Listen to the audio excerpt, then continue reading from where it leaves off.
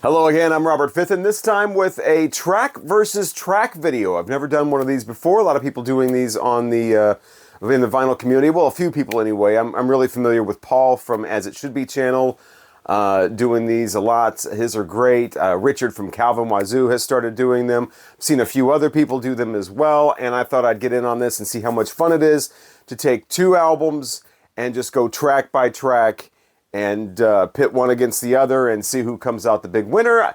I wanted to do this for a while. I wasn't sure what kind of albums I was going to choose though, but people seem to like it when I talk about the Beach Boys. So I thought, you know what, I will do a deep dive into a particular Beach Boys album, go track by track.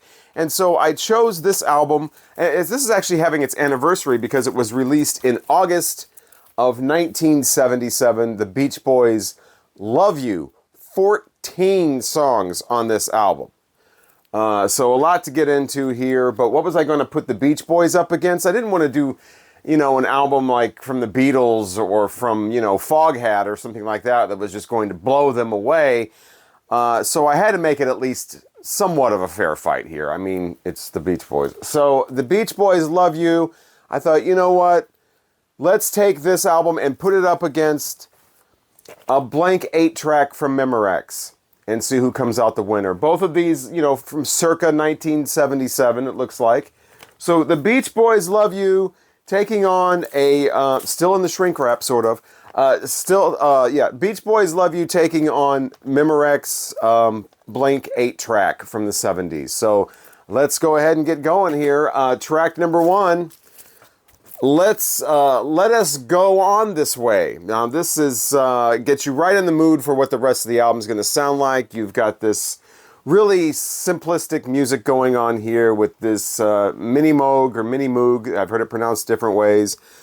Synthesizer, pretty much ruling. What I found out later after listening to it was the entire album sounding like this mostly. Mostly. So yeah, you've got this, finding out that Brian Wilson actually plays almost all the instruments on this album because, of course, as we all have agreed, Brian Wilson is a genius after that publicity campaign was launched in the 60s.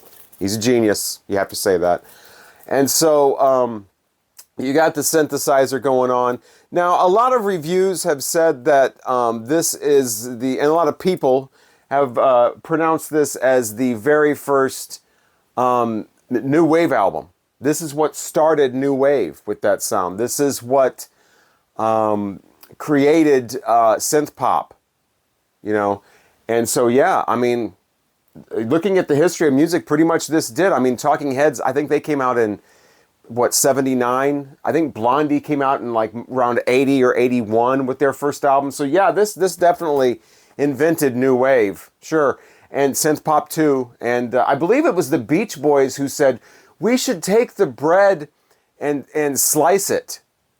Yeah, the Beach Boys invented all of that.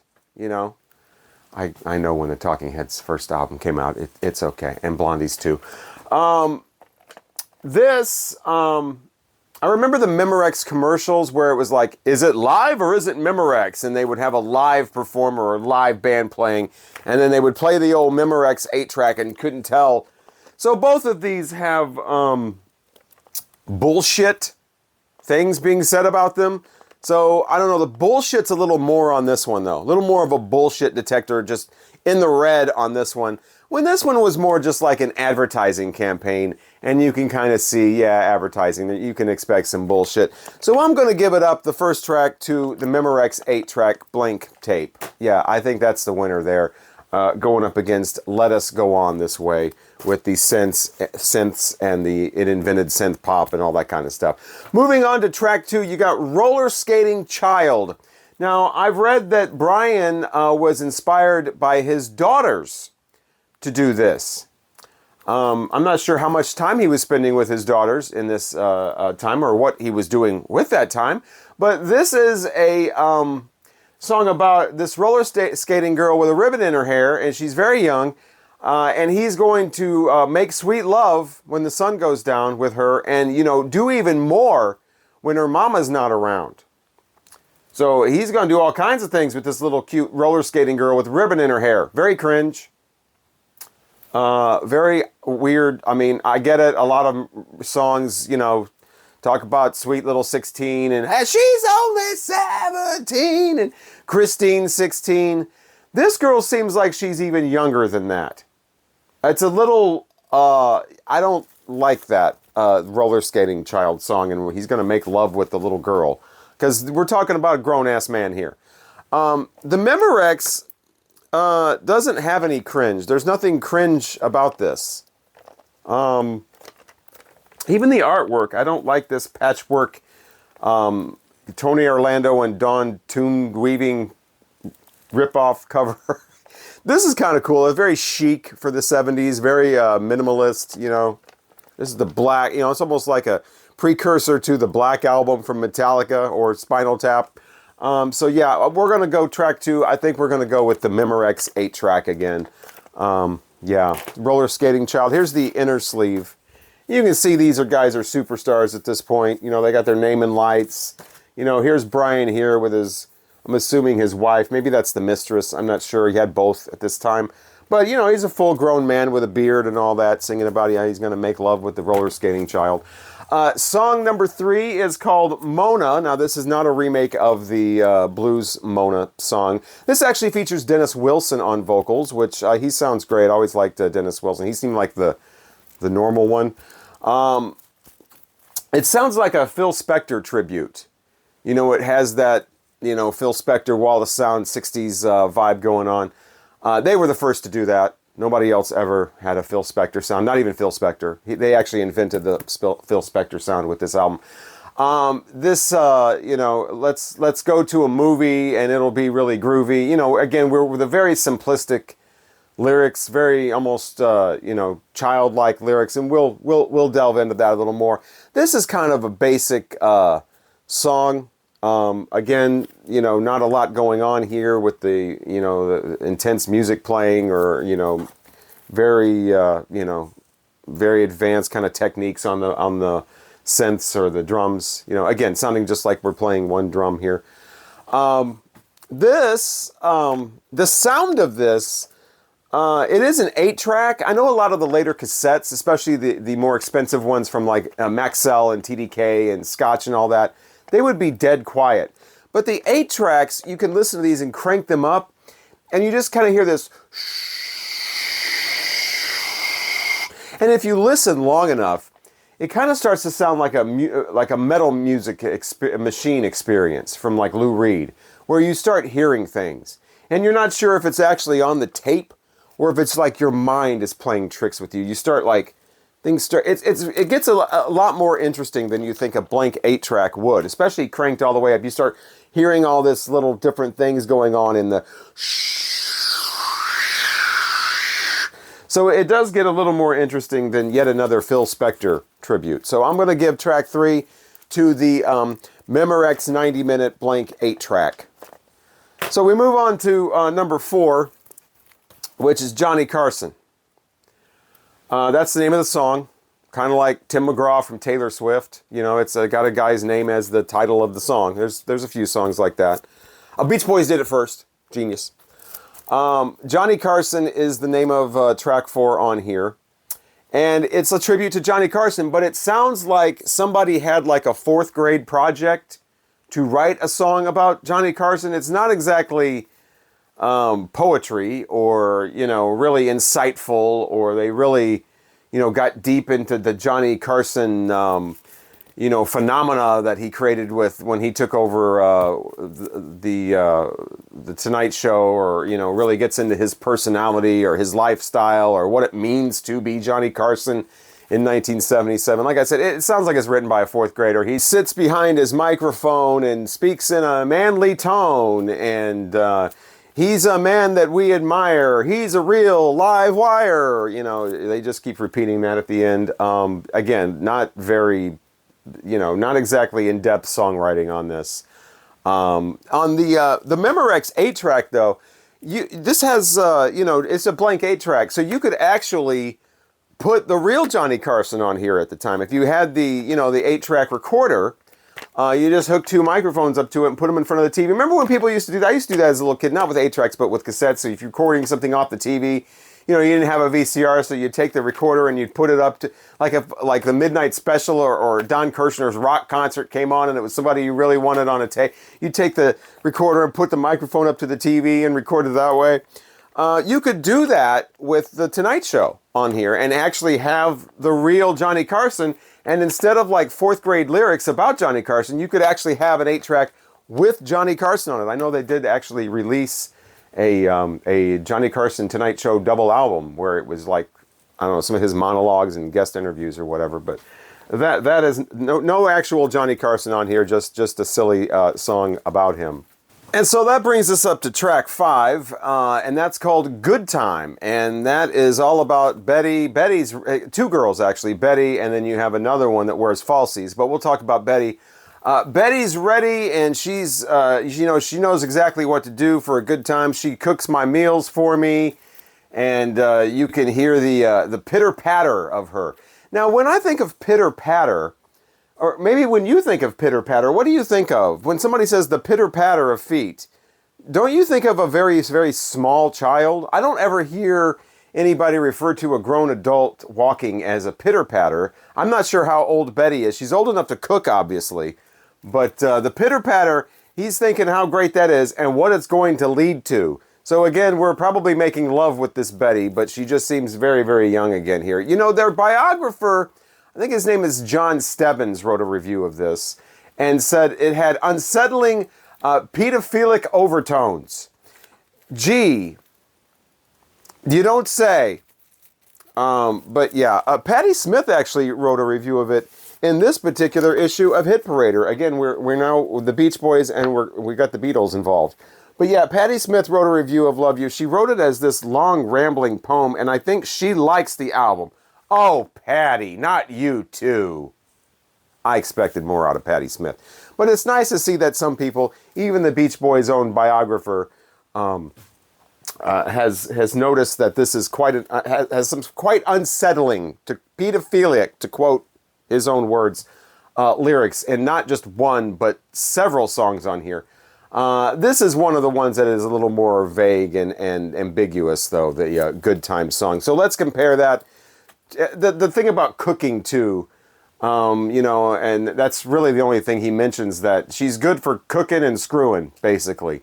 So the lyrics are a little problematic for 2024. This is outdated as well, though, comparing it to the Memorex 8-track. I mean, I'm not really sure. You know, the only people that would want a Memorex blank 8-track at this point would be people like myself, who have a certain memory of you know, the time and how they used to, as a child, record blank 8-tracks as well. And so this is outdated too, but this is outdated in a fun way. You know, like getting an old antiques, you know, device or somehow and cranking it up, or a nice oil lamp or something like that. So I'm going to give it to the Memorex, being outdated in more of a fun way than a potentially offensive way. So we move on to track number 6. This is Honkin' Down the Highway, or as they sing, Honkin' Down the Gosh Darn Highway. Now, this is one of the worst songs on the album, and that's really saying a lot at this point. I cannot stand when grown-ass men say things like, honkin' down the gosh darn highway. Just don't say, if you can't say goddamn, just don't say anything. Just say honkin' down the long and lonely highway, honking down the slow-moving highway, because I think that's what their deal is here. They're in a traffic jam, and they're trying to get to their baby, and the traffic's moving way too slow. Honking down the constipated highway, whatever you want to say. Gosh darn highway is just stupid, and it's annoying, and I cannot stand when grown-ass men talk like that. Especially the Beach Boys. Here they all are on the back cover with their beards and their hairy chests and everything, and they're obviously grown men. You know, a couple of years earlier, they were, you know, wanting us to know about all the wonderful drugs they were on and all that, and how hip they are and how they're so, you know, whatever. And Brian's a genius, and he's leading orchestras and all that from the past. So he's obviously, you know, a full-grown adult. But they're honking down the gosh darn highway. So this is basically a song where it's pretending to be something it's not. You know, they're pretending to have this. You know, we say honking down the gosh darn highway. The Memorex 8-track is not really pretending to be anything it's not. I mean, like I said earlier, it was advertised and you can't tell the difference if this is live or Memorex. That's going up way too far. But as far as outside of the commercials, I mean, it says that it's a Memorex 90-minute 8-track cartridge recording tape. And that's what it is.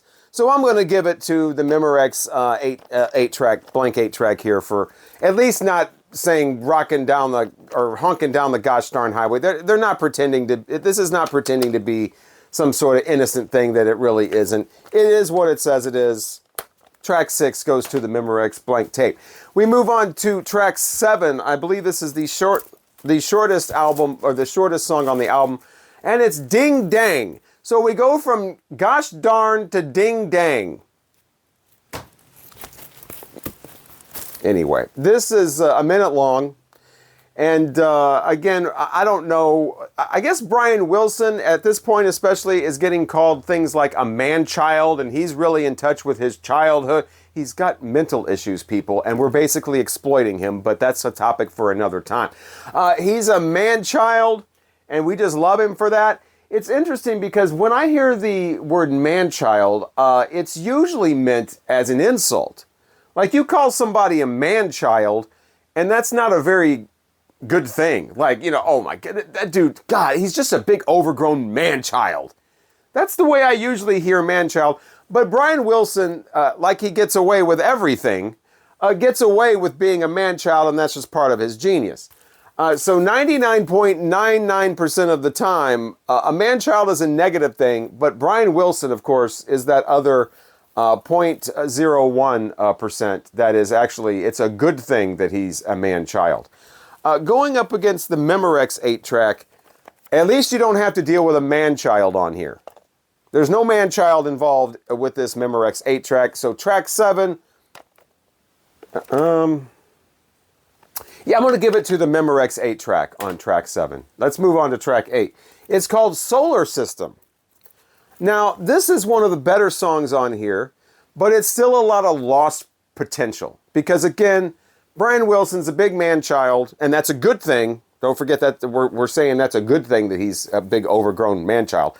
And he's writing a song from, again, I guess the perspective of a little kid who's amazed, who's just now learning about the solar system. So this, again, no deep lyrics here, no deep dive into the majesty of the solar system and just the wonder of it all. Very simple lyrics. It does have a few facts in there, just very sporadic though. I think it says something about Saturn has rings or something like that. A real missed opportunity. This could have been a really cool song for actual children. You know, when you write children's songs, maybe this, I'm going way off on a limb here. This could be like crazy talk. But when you write songs for children, perhaps they should be useful to children. And that's what Solar System could have been. They could have done a song really about the solar system, that talked about the solar system, talked about the various real things, instead of just saying goofy stuff like, oh, it's so neat, or whatever they say in this song. That's a real missed opportunity. They could have actually done a song that educated kids about the solar system, and some adults too. Now let's put that up against the Memorex. This, you know, instead of lost potential, like the solar system song has, wasted potential, this has nothing but potential. This is a blank 8-track. There's so much that you could do with this. Like I said earlier, you could record Johnny Carson and the Tonight Show on here. You could record your family on here. You know, you could record your favorite Captain and Tennille songs on here. Don't forget, though, the Beach Boys with Love You not only invented new wave and synth pop, they were also the first ones to use like computers like that to make music with. So we're going to go ahead and pretend that this doesn't exist, as well as the Talking Heads and Blondie and all the synth pop. We're going to see, when you praise the Beach Boys, you always have to go into like an alternate reality. You don't want to go too much into like real life, because then the whole thing starts to fall apart. So you have to kind of do this, let's pretend all these things don't exist and the Beach Boys invented everything. So yeah, nothing but potential. This is a blank take. You can't do anything with this but listen to it. And there's so much wasted potential in that Solar System song. I've got to give it the point to the Memorex 8-track, the blank one here for track number 8. Moving on to track number 9 is called The Night Was So Young. Now this features some of those classic wonderful Beach Boys harmonies. So we're getting actually sounding like more of a Beach Boys, the classic Beach Boys sound here. Sung mostly by Carl Wilson. The guitar part on here, that echoey, it has an actual nice guitar riff on here that just, it's a very simple one. I mean, it's like 2 notes, but it does keep going and it gives the song kind of an interesting listen. This is probably the best song on here as far as musically and just not cringy and not wasted potential and not somebody sounding like they're trying to be an 8-year-old. That's a hard line to follow there. I mean, Pee Wee Herman did a really good job of that, being a grown man who's very, very childlike, but he was, of course, playing a character. I remember when Pee-wee's Big Adventure first came out, a lot of people were like, how is he going to pull off an entire movie like that? And he did it. He did it. It walked that fine line, and it's masterful the way that he and the director and and all of that everybody involved pretty much did that, and that's actually kind of more of an ingenious thing. Pee-wee's Big Adventure. That's how you do it. That's how you do it. There was no weirdly placed sexuality. There's no. He was, I guess you would call a man-child, but he was very self-aware and playing a character again. So that's how you do it. That's how you do it. And there's none of that here on The Night Was So Young. It's just a nice little song. This one, the Memorex blank 8-track, does not have that neat little guitar part. So I'm actually going to give track 9 up to the Beach Boys Love You. So they finally have a point on the board. Are they going to win this thing, possibly? Mathematically, no, that is actually not possible. But we are up to track 10. I'll Bet He's Nice. This is another one that Dennis sings. I'll bet he's sweet. I'll bet he's neat, as the lyrics go. Again, written like they're written by an 8-year-old, and the thing is, they're not. Brian Wilson, at this point, having serious mental issues, by the way. So kind of catering to calling him a genius for writing songs that sound like they were written by a child. Isn't that kind of unhealthy? I don't know. I'm not a psychologist. But we are on track 10. I'll Bet He's Nice. And that's going to take on the Memorex blank 8-track. Now, this actually is, I've only heard this album twice. This would be the second time. I knew it was a terrible album. I admit that going into this. I just wanted to have some fun. But it does go up against the Memorex blank 8-track. And this actually has some nice nostalgic memories that this brings back. I love the, the old 8-track recording and all the things I used to do and with it. And I never wanted to have that thing where you were recording a song and it clicked over in the middle of the song. So I would always time it out. I was a little kid doing that. So maybe I was a genius. But yeah, I'm going to give it to the Memorex just because this holds so many fond memories to me, and I really don't have any childhood memories with this childlike album. We move on to track number 11. Let's Put Our Hearts Together. Now this is where Brian Wilson teams up with his wife Marilyn, who I think had her own band. I can't remember the name of it, but she had her own group, and they actually covered Beach Boys songs. So Brian Wilson suddenly has a wife, and she's involved in the, it's like John and Yoko or Paul and Linda. Everything the Beatles do, the Beach Boys have to try to do. So we got the wife doing backups now. And so we have some nepotism going on here. I don't think she's an incredible vocalist. We just had to get her on the record because she's so awesome. She's Brian Wilson's wife.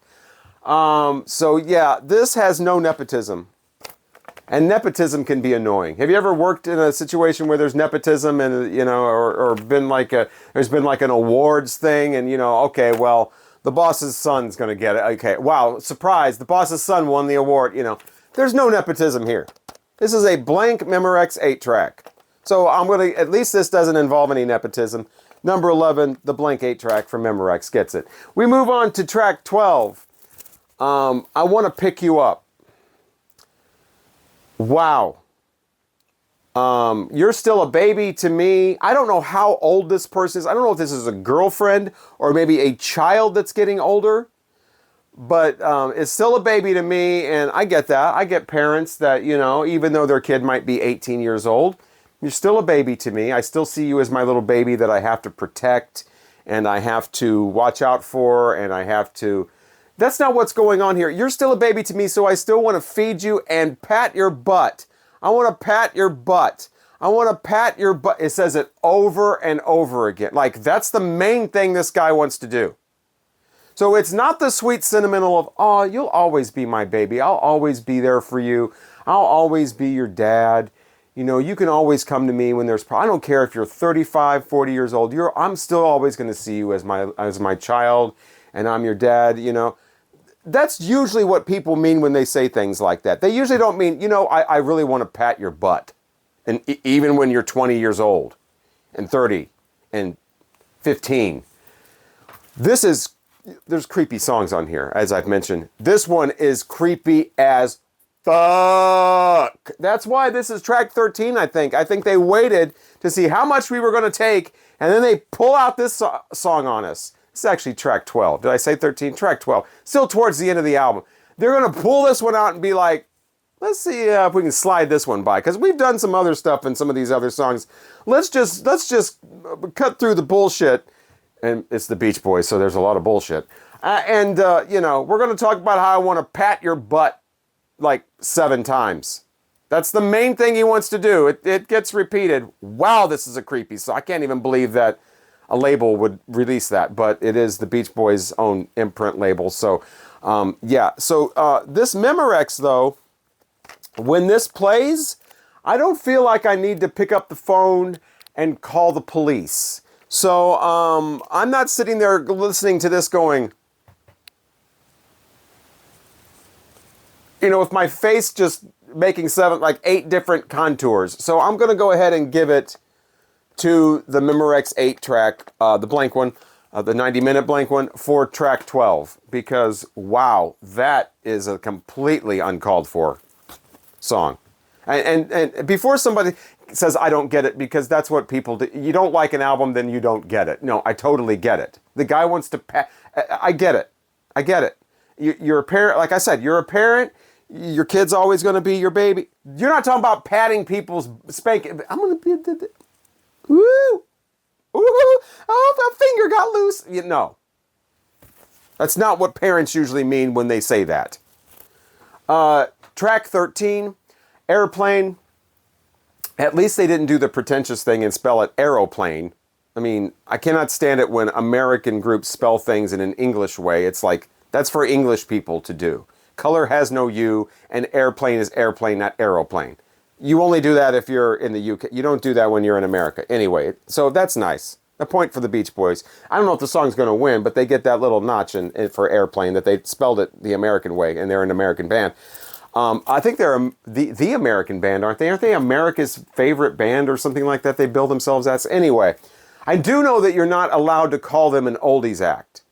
Having worked in radio adjacent to an oldies station that played music from when I was working in that building, they played music from the 60s and 70s. They started off with the 50s and 60s, and you know how that goes, and they go to the 60s and 70s. Years go by, next they're playing music from the 70s and 80s. Currently, that station plays music from the 80s and 90s, but then they were playing music from the 60s and 70s. Beach Boys come to town, they're sponsoring the concert, and they are explicitly told, do not refer to the Beach Boys as an oldies act. They are a classic rock band. So, I don't know what got me off on that tangent, but the song is Airplane, second to last song, and just like all of these other songs, it sounds like it's written by a 4th grader who's in an airplane for the first time. Now, I realize that some people grow to be full-grown adults before they ever take an airplane ride, but this song does not sound like that. It sounds like a child in an airplane. Oh, all the cars look like dots. Wow, no one's ever said that before. Let me guess, the people look like ants too? Anyway, ridiculous. This could have been a song written from the heart about what it's like to be on an airplane. Wasn't Wilson afraid of flying? It could be a song about his real fear of flying, if I'm getting that right. Maybe I'm not right on that, but again, it just sounds like something that just tossed off in 5 minutes that no one cares about. He's not a child, though, because he also talks about being in a romantic relationship. So there's that whole kind of conflict in all of that appears in a lot of these songs where it's written like it's written by a child, yet he's going to be making love to someone and screwing somebody when their mom's not home, and she's wearing falsies. And anyway, yeah, Airplane. Another missed opportunity could have been a really great song about riding in an airplane for the first time. It sounds like some child wrote it. But, you know, hey, I don't get it. This music is just challenging. It's too challenging for me. I get that. Yeah, I'm challenged by this music.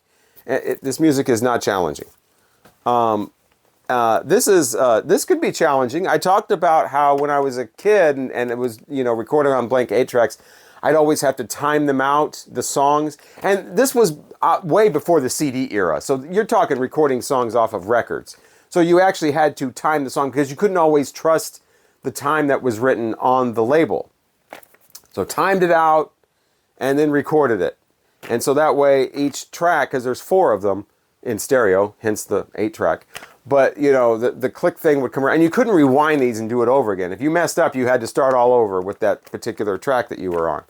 And so it was kind of challenging to do this right, to make sure that you didn't have to, you know, you weren't playing a song and it clicked over in the middle of the song. So there was sort of a challenge here. Also, these blank 8 tracks were not 90 minutes and 0 seconds.